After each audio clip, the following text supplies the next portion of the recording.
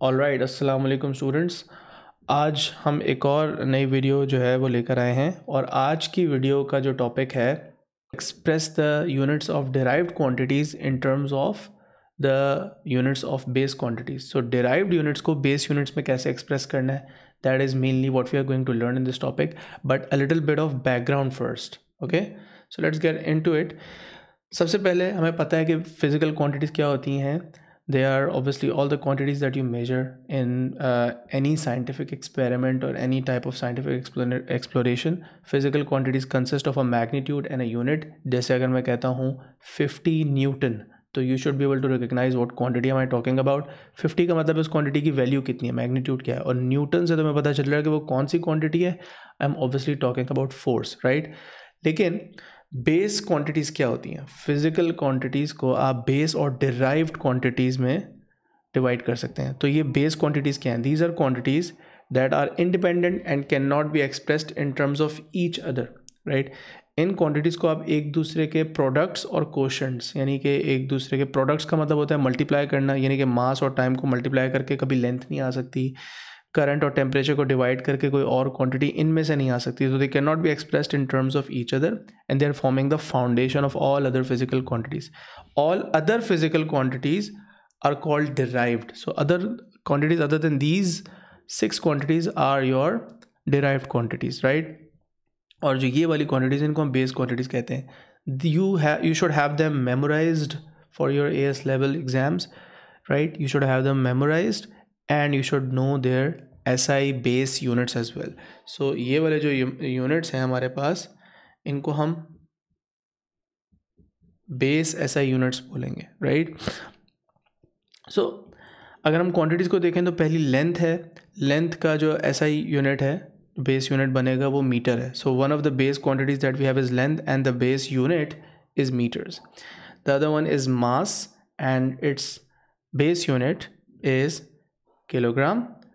Time and the SI base unit for time is seconds. Electric current and the SI base unit for electric current is amperes.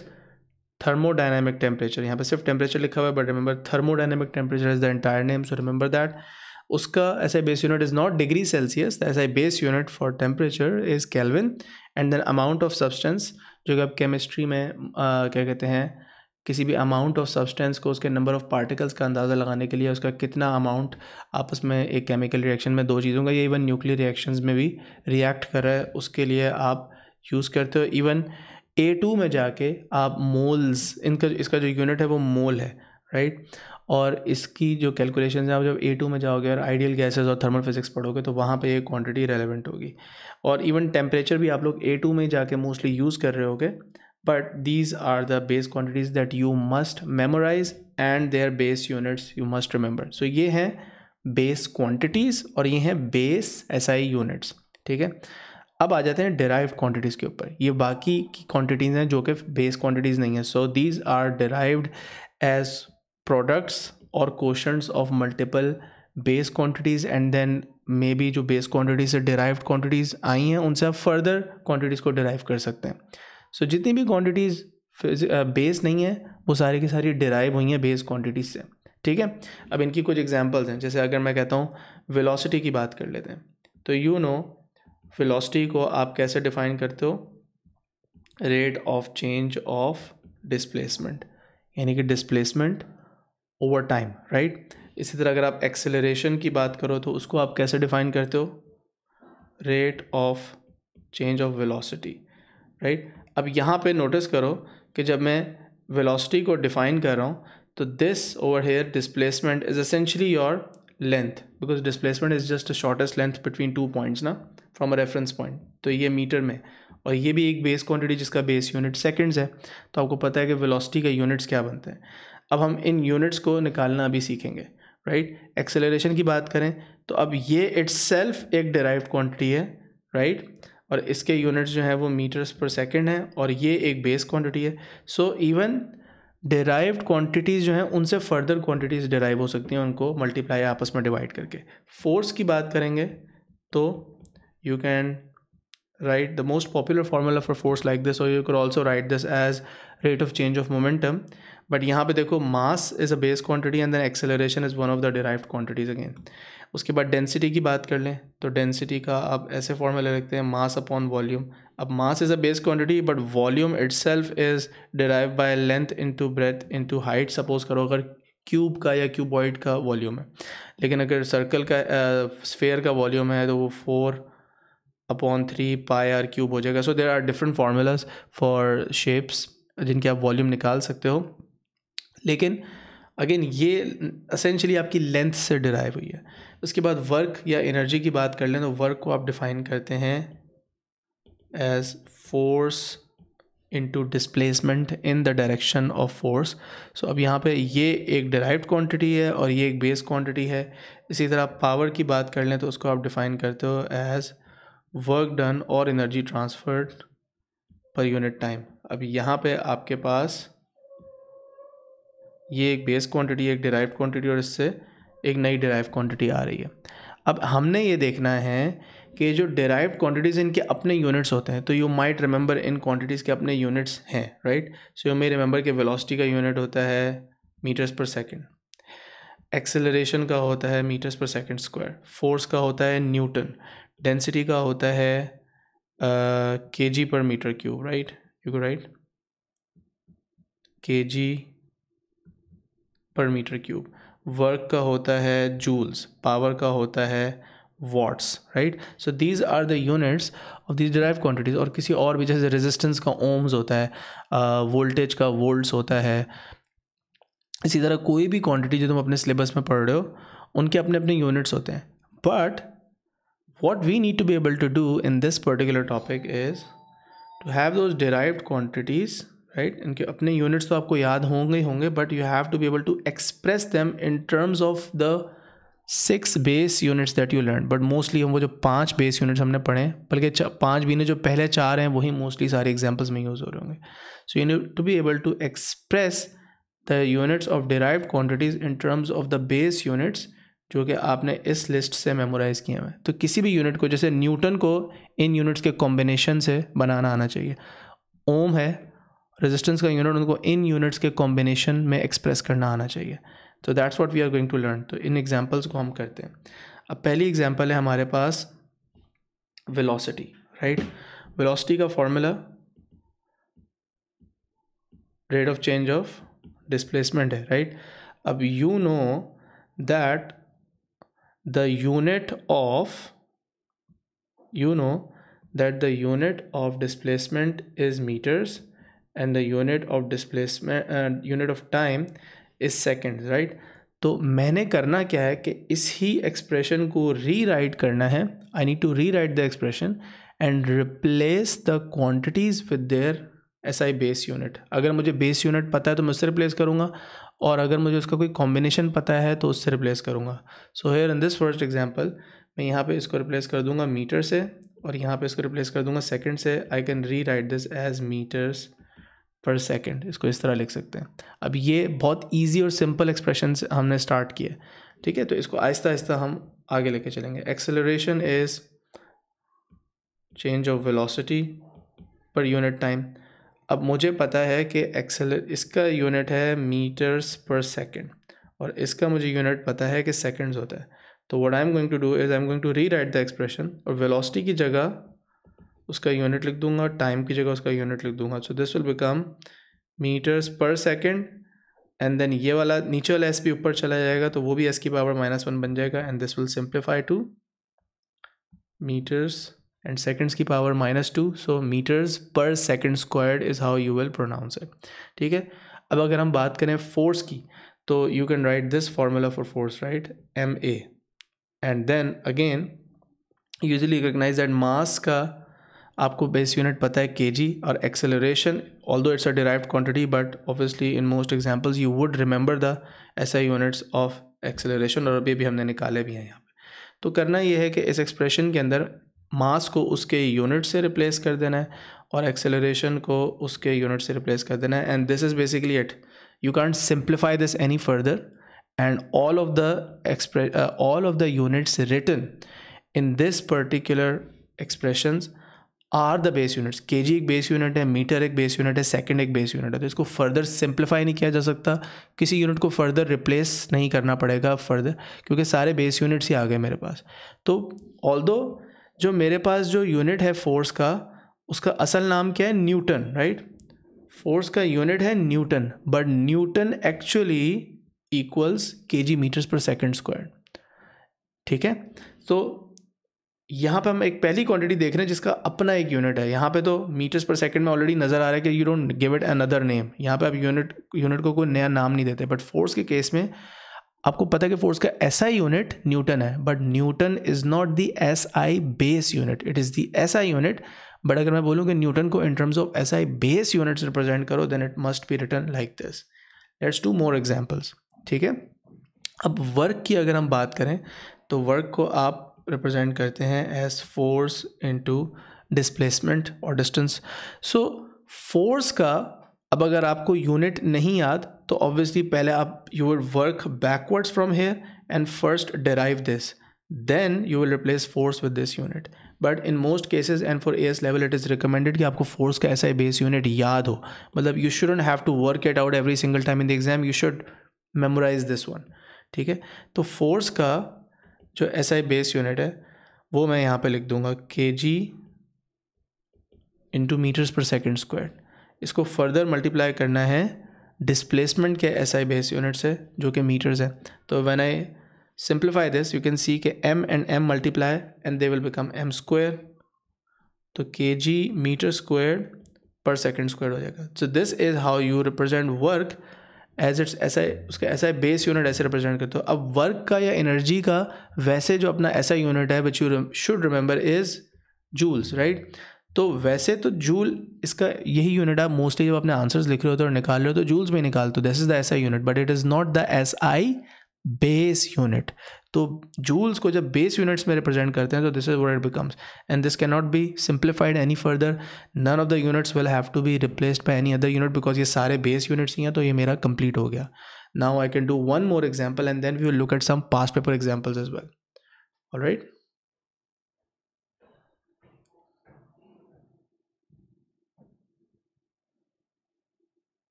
Alright, let's look at power now.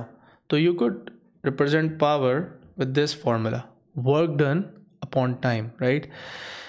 अब work done का SI base units मैं यही recommend करूँगा कि आपको याद हो। But if you do not remember the SI base unit for work done और energy, then go back and work this out from here from scratch. So अगर आपको नहीं याद तो आप बैक ट्रैक करोगे, वर्क का फॉर्मूला लिखोगे, फिर उसके एसआई बेस यूनिट्स निकाल लोगे और फिर यहाँ पे डालोगे।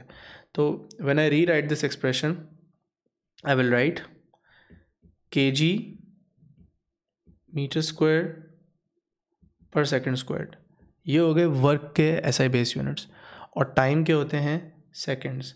तो व्हेन दिस इज सिंप्लीफाइड आप देख सकते हो कि सेकंड्स ऊपर चला जाएगा, ये वाला जो सेकंड है, और वो ऊपर जाके -1 हो जाएगा। And s की पावर -1, s की पावर -1 will become s की power -3. Now the actual unit that you use for power is watts, right? यानी कि वॉट है, वॉट पावर का यूनिट है, बट वो उसका ऐसा यूनिट है, ऐसा ही बेस यूनिट नहीं है। तो जो बेस यूनिट है वो इस तरह रिप्रेजेंट किया गया। And again you can not simplify this any further, so the answer is complete.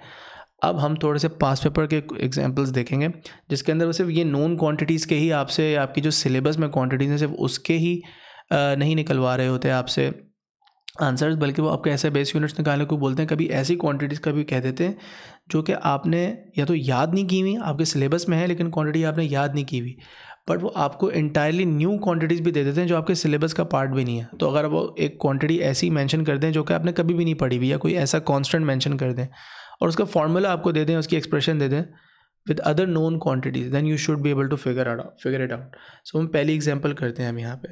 हम देख रहे हैं सो यहाँ पे अब ये जो पासवर्ड का क्वेश्चन मैंने निकाला है इसका सिर्फ हमने पार्ट ए करना है यहाँ पे, और वो आपसे कह रहे हैं कि आप SI base unit figure out करें स्ट्रेस का। अब स्ट्रेस एक ऐसी क्वांटिटी है जो कि आपके सिलेबस में है, and you should know the formula for stress, and the formula for stress is force over area, right. तो you can figure this out, it's pretty straight forward.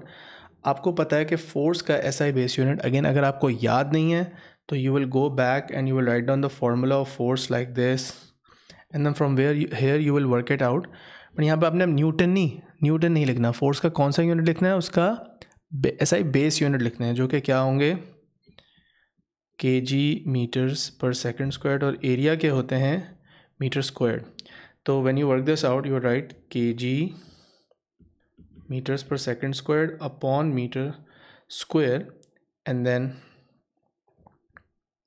अगर आप इसको कैंसिल आउट करें तो ये m इसके साथ कैंसिल आउट हो जाएगा, and when you simplify this it will become kg, and this m over here when it goes in the numerator it will become per meter, and s की power -2 है। So you have essentially figured out your answer. Alright, hopefully ये easy था।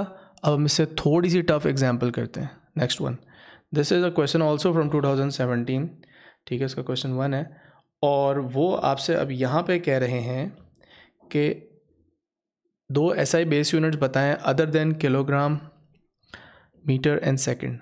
अब आपको कितने पता है SI base quantities?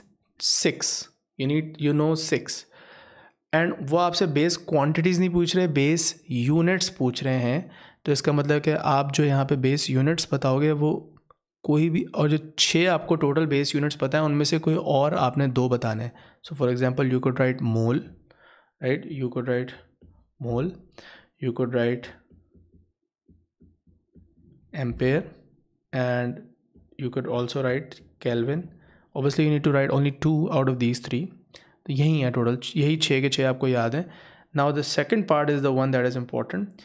SI base units of resistivity आपने figure out करने हैं। Now this one has more marks because यहाँ पे ज़्यादा working required है। You actually have to work this out, जिसमें आपके steps थोड़े से ज़्यादा लगेंगे, ठीक है, and you'll have to go through more quantities and more units and you'll have to simplify it, और इसमें टाइम आपको ज़्यादा लगेगा, इसलिए यहाँ पे 3 मार्क्स हैं। अब सबसे पहले तो अगर आपने इलेक्ट्रिसिटी का चैप्टर पढ़ लिया है तो आपको पता है कि रेजिस्टिविटी जिस फार्मूला के अंदर आती है, the formula that is involve over here is actually resistance equals to resistivity into length upon cross sectional area of the conductor. This is the formula that tells you कि किसी भी conductor का resistance कौन से factors पर depend करता है, material पर डिपेंड करता है which is resistivity, and then length और एरिया। अब यहाँ पे आप सबसे पहले तो रेजिस्टिविटी को सब्जेक्ट बना लो। तो if you write resistivity as the subject you will get resistance into area upon length. Now these 3 quantities need to be replaced by their respective units and then by their SI base units. तो अगर मैं यहाँ पे resistivity का units को mention करता हूँ, resistance का यूनिट्स को मेंशन करता हूँ, आई नो कि रेजिस्टेंस का यूनिट ओम होता है। अब मुझे इसका ऐसा बेस यूनिट ऑनेस्टली मुझे तो नहीं याद, और यहाँ पे आपको भी मोस्ट प्रॉब्ली याद नहीं होगा, बट हम फिगर आउट करेंगे। तो ओम है। एरिया का ऐसा बेस यूनिट आपको पता है कि मीटर स्क्वायर होता है, और लेंथ का ऐसा बेस यूनिट होता है मीटर की पावर 1, यानी कि सिंपली मीटर। तो you can simplify this, now you are left with ohm metre. अब ये ओम जो है वो एक्चुअली हमें फिगर आउट करना है, यानी कि रेजिस्टेंस का यूनिट फिगर आउट करना है। For that we need to remember कि रेजिस्टेंस की डेफिनेशन क्या है, राइट। रेजिस्टेंस की क्या डेफिनेशन है, where does it actually come from. तो रेजिस्टेंस की हम जो डेफिनेशन पढ़ते हैं वो है भी P D across a component divided by the current passing through the component, so that's V over I. Now again we have to work a little bit, और थोड़ी सी मेहनत लगानी पड़ेगी, बट यहाँ पे भी थोड़ी सी आसानी है। यू मस्ट रिमेंबर कि करंट तो एक बेस क्वांटिटी है, तो उसका जो यूनिट है वो एम्पेयर आपने निकाल लिया, सो दैट्स स्ट्रेट फॉरवर्ड। लेकिन अब जो वोल्टेज है उसका यूनिट वोल्ट है, which is not a base unit.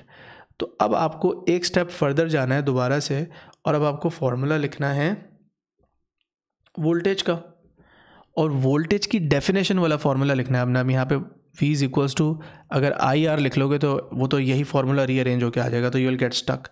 Voltage का जो पोटेंशियल डिफरेंस का या EMF का जो आपने डेफिनेशन पढ़ी है वो क्या पढ़ी है? Work done per unit charge. अब यहाँ पे again you go a step further and you remember, oh work done का ऐसा बेस यूनिट क्या होता है। नाउ आई वुड रिकमेंड, क्योंकि फिर ये बहुत लंबा हो जाएगा अगर आप याद नहीं करोगे, जो हमने शुरू में एग्जांपल्स की ना, ये वाली velocity, acceleration, force, work and power, इनके जो आंसर्स हैं अगर आपको याद होंगे, यानी कि आपको वर्क के ऐसा बेस यूनिट्स अगर अभी यहाँ पे याद होंगे तो it will save you time. So work के ऐसा बेस यूनिट्स क्या हैं? ये हैं kg metre square per second square. So that is what I am going to use over here in this example, right, kg metre square per second square. But अब problem आ जाता है दोबारा से चार्ज का। चार्ज के SI base units मुझे नहीं याद, क्योंकि चार्ज का यूनिट है coulomb, but coulomb is not an SI base unit, but this is easy to figure out. How is it easy to figure out? कि आपका जो करंट है वो होता है चार्ज अपॉन टाइम, या you can also write charge equals current multiplied by time. From there you can figure out कि okay current का यूनिट होता है एम्पेयर और टाइम का यूनिट होता है सेकेंड्स। तो ये जो कूलम है वो एक्चुअली एम्पेयर सेकेंड्स है। तो I can go back over here and actually से कि अच्छा कूलम जो है वो सिंपली एम्पेयर इनटू सेकेंड्स होता है। तो अब मुझे चार्ज के डायरेक्टली SI बेस यूनिट्स पता चल गए, राइट। नाउ वोल्टेज की जो क्वांटिटी है उसके ऐसे बेस यूनिट्स फिगर आउट करने के लिए मैं इसको लिखूंगा और इसको लिखूंगा, और मेरे पास वोल्टेज यानी कि जो वोल्ट्स हैं उसके ऐसे बेस यूनिट्स फिगर आउट हो जाएंगे। Now I have to go in reverse, क्योंकि अब मुझे इन दोनों को कंबाइन करके, अब मुझे इसको और इसको कंबाइन करके इसके बेस यूनिट्स पता चल जाएंगे, वो मैं यहाँ डाल दूँगा।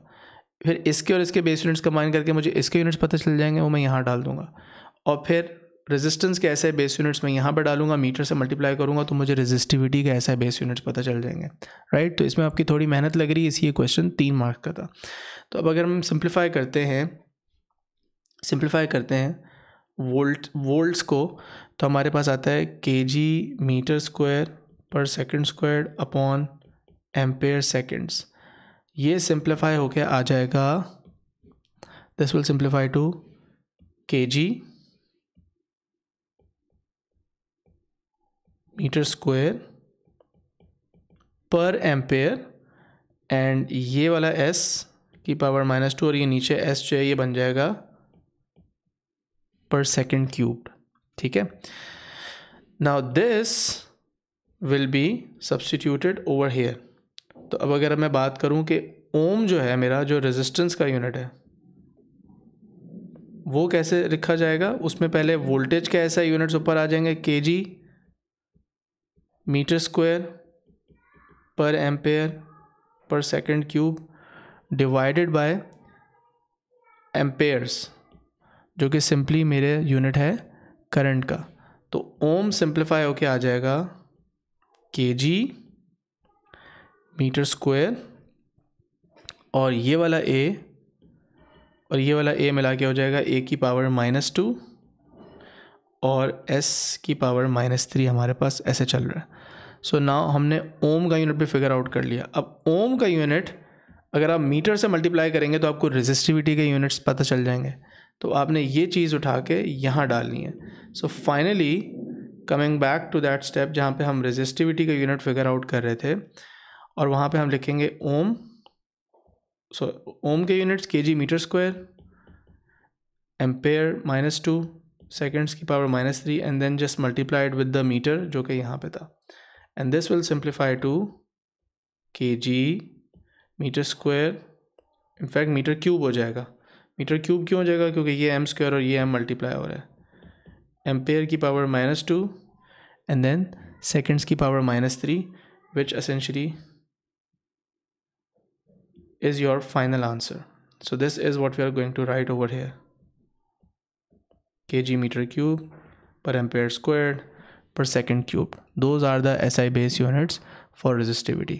So ये अब एग्जाम्पल थोड़ा सा एडवांस्ड हो गया, क्योंकि इसमें आपको you had to go through multiple formulas, 1 and then 2 and then 3 and then 4, and then I had to work back in this direction, मुझे रिवर्स में जाना पड़ा, and then I figure out my final answer. ठीक है, लेकिन आपने overwhelm नहीं होना। इतना मुश्किल क्वेश्चन देके मैंने जानबूझ के एक ट्रिकी एग्जांपल पिक किया, मोस्टली क्वेश्चन इससे थोड़ा से आसान ही आएंगे, ठीक है, but with practice you should be able to get the hang of this. Now we'll do one last example, and here you will be dealing with a quantity that is actually not part of your syllabus. तो पहले part में तो आपसे कह रहे हैं कि state the SI base units of force. अब वो state कह रहे हैं, which means कि they expect you to not work this out, but you should actually remember the SI base units of force. Remember आपने न्यूटन नहीं लिखना है यहाँ पे, ये जवाब नहीं है, बेस यूनिट्स मांगे तो आपने मेंशन करना है kg meters per second squared, which are the SI base units of force. ठीक है, so that is what was required. Now in the next part they're saying, अब this is a formula that is not in your syllabus, right? आप अपने syllabus में formula नहीं पढ़ते, वो कहते हैं कि force between the two charges is given by this formula. ये charges हैं तो इनके units आप figure out कर लेंगे। पिछले question से हम थोड़ी सी अपनी पुरानी knowledge से थोड़ी help भी ले लेंगे, क्योंकि अब आप थोड़ी सी कुछ चीज़ों को डायरेक्ट भी कर सकते हैं। आर जो है वो डिस्टेंस है, इसका यूनिट आपको पता है, और एप्सिलॉन जो ये यूनिट है इट्स अ कांस्टेंट जिसका हमें नहीं पता, ये हमारे लिए न्यू है, तो इसका हमें एक्चुअली ये जो एप्सिलॉन यहाँ पे लिखा हुआ है इसका यूनिट हमें फिगर आउट करना है, सॉरी इसके बेस यूनिट्स फिगर आउट करने हैं, ऐसा base units of epsilon figure out करने हैं। So in order to do that आप पहले फॉर्मूला में इसको सब्जेक्ट बना लो। तो all you need to do is just keep the whole formula the same, सिर्फ f यहाँ पे नीचे आ जाएगा। सो आपने रीअरेंज कर लिया।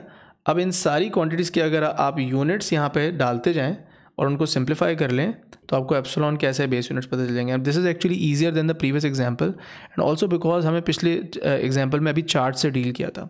अगर वापस जाके देखो तो याद करो कि हमने लिखा था charge is current into time, so you know that I into T is ampere seconds. So पहले मैं यही करूँगा, charge is current into time which basically gives me coulomb as ampere seconds, right. तो मुझे ऐसा ही बेस यूनिट्स पता लग गए कि मैंने इसकी जगह भी एम्पेयर सेकंड डालना है और इसकी जगह भी एम्पेयर सेकंड डालना है। 4 pi is just a number, just a coefficient, it doesn't have any units, तो you are just gonna ignore it. R square would be metre squared, since distance का यूनिट मीटर होता है, उसको square करेंगे तो metre square हो जाएगा। और फोर्स का ऐसा ही बेस यूनिट अभी आपने पीछे यहाँ पे रिकॉल किया है तो वो यहाँ पे आ जाएगा, and then it's simplify and you get your final answer. So this is actually easier than the previous one. All you need to do is इस एक्सप्रेशन में पहले वाले चार्ज की जगह भी एम्पेयर सेकंड आएगा, दूसरे वाले चार्ज की जगह भी एम्पेयर सेकंड आएगा। 4 pi square will be ignored because it doesn't have a unit. R square की जगह आ जाएगा मीटर स्क्वायर्ड और फोर्स की जगह आ जाएगा केजी मीटर पर second squared. Now if you simplify this, ampere and ampere multiply होकर बन जाएगा एम्पेयर का स्क्वायर, सेकंड और सेकंड पे मल्टीप्लाई होकर बन जाएगा एस का स्क्वायर। यहाँ पे एम स्क्वायर और एम मल्टीप्लाई होकर एम क्यूब बन जाएंगे और s की पावर -2 एज इट इज़ रहेगा। Now you just simplified one step further, ampere squared will remain the same, right? This doesn't have to be simplified any further, you just take it to the numerator, it becomes m की power -3। Similarly kg को आप ऊपर लेके जाएं वो kg की power -1 बन जाएगा। बट मोस्ट इम्पॉर्टेंटली ये वाला s जब आप ऊपर लेके जाके लिखेंगे तो इट विल बिकम s की पावर 2। सो s की पावर 2 और s की power 2 that will become s की power 4। So the way to write it कि पॉजिटिव वाली पावर्स आप पहले लिख लें तो एम्पेयर स्क्वायर्ड s की power 4 and then I am going to write per kg per metre cube, and that should be the final answer for the SI base units of this constant, right? So this is a quantity जो कि आपके syllabus में नहीं है, आपने इसके SI base unit याद करके नहीं जाना है, आपने खुद से कोई फार्मूला नहीं लिया बल्कि उन्होंने आपको एक्सप्रेशन बताई और उसी से आपने फिगर आउट कर लिया। ऑलराइट, ठीक है बच्चों, तो ये हमारा छोटा सा जो टॉपिक था पहले चैप्टर में से वो कवर हो गया है, और अब इंशाल्लाह I keep making more videos, and in the next video इंशाल्लाह आई ट्राई टू कवर के जो अनसर्टनटीज़ होती हैं कैलकुलेटेड क्वान्टिटीज़ में। रॉ क्वांटिटी से जब आप कैलकुलेटेड क्वांटिटीज़ निकालते हो किसी भी फार्मूला को यूज़ करके, तो उसमें अनसर्टनटीज़, परसेंटेज और एब्सोल्यूट अनसर्टनटीज़ आप कैसे कैलकुलेट करते हो। So we will do that in the next class. I will see you in the next one.